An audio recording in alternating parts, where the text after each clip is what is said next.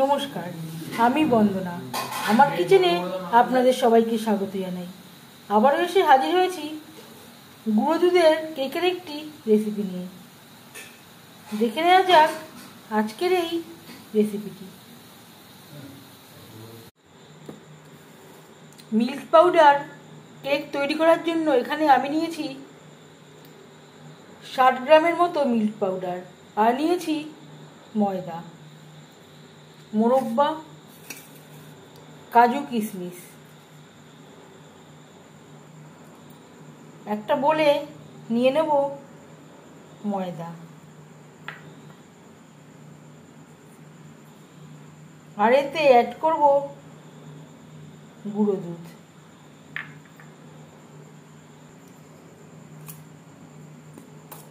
শুকনো উপকরণ বেশ ভালো করে মিক্স করে দেব, আর দিয়ে দেব সুগার পাউডার।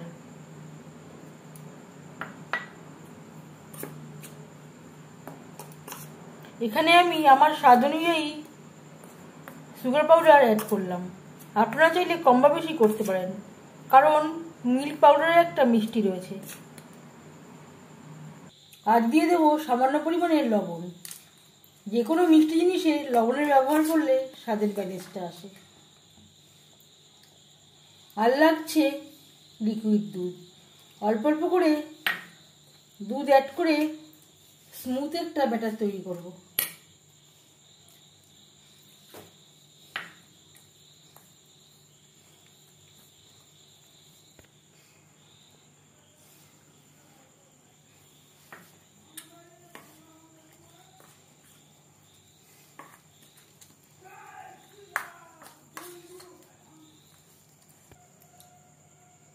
আর দিয়ে দেব 3 চামচ রিফাইন্ড অয়েল। বেশ ভালো করে মিক্সড করে দেব।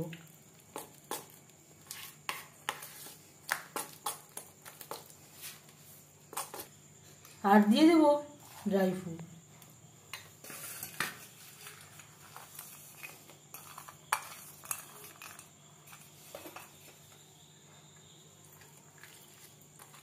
বেশ ভালো করে মিক্সড করে দেব।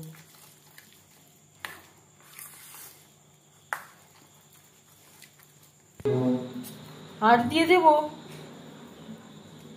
এলাচির গুঁড়ো। এর পরিবর্তে আপনারা যে কোনো এসেন্সও ব্যবহার করতে পারেন। 1/2 চামচ বেকিং পাউডার। যতটা আমি বেকিং পাউডার ব্যবহার করলাম তার ঠিক 3 ভাগের 1 ভাগ ব্যবহার করলাম বেকিং সোডা। বেশ ভালো করে মিক্সড করে দেব। কেক বেক করার জন্য একটা অ্যালুমিনিয়ামের বাটিতে আমি রিফাইন্ড অয়েল লাগিয়ে নিয়েছি। তারপর এইভাবে ময়দা ছড়িয়ে দেব। বেক করার জন্য অ্যালুমিনিয়ামের বাটিতে নিয়ে নেব। এভাবে একটু ট্যাপ করে দেব, যাতে কোনো এয়ার বাবেলস থেকে না যায়। বেক করার জন্য একটা অ্যালুমিনিয়ামের পাত্র নিয়েছি, হাই ফ্লেমে গরম করে নিয়েছি। মাঝখানে বসিয়ে দিয়েছি সবজি রাখা স্ট্যান্ড। এবার দিয়ে দেবো সাবধানে কেকের ব্যাটার। এভাবে কভার করে দেব। প্রথম 5 মিনিট বেক করব হাই ফ্লেমে, তারপর লো ফ্লেমে 40 মিনিট বেক করে দেব। 5 মিনিট হয়ে গেছে, গ্যাসের ফ্লেমটাকে একেবারে লোতে করে দেব।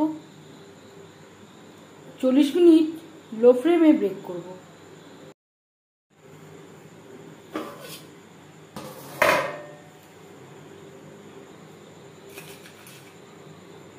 উপরে দিয়ে দেব ড্রাই ফ্রুটস।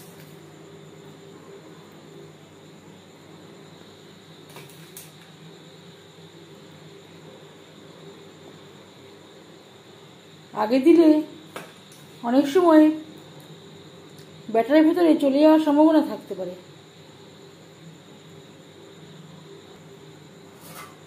আবারও ঢেকে দেব।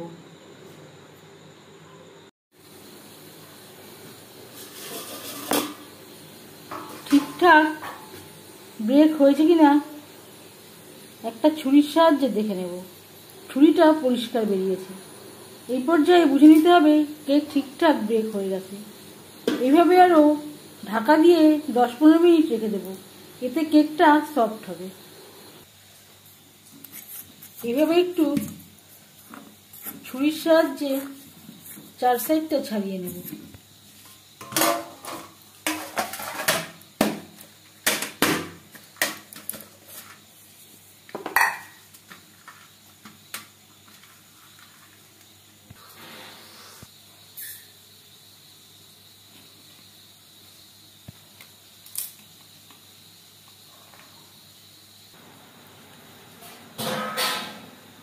মিল্ক পাউডারের কেক রেডি। এই কেকের রেসিপিটি কেমন লাগলো অবশ্যই জানাবেন কমেন্টের মাধ্যমে। যদি এই রেসিপিটি ভালো লেগে থাকে লাইক করবেন, শেয়ার করবেন, সাবস্ক্রাইব করবেন আমার চ্যানেলটিকে, বেল আইকনটা প্রেস করে দেবেন। যখন আমি নতুন ভিডিও আপলোড করব তার নোটিফিকেশান সবার আগে আপনার কাছে পৌঁছে যাবে। আপনারা সবাই অনেক অনেক ভালো থাকবেন। এই ভিডিওটি দেখার জন্য ধন্যবাদ।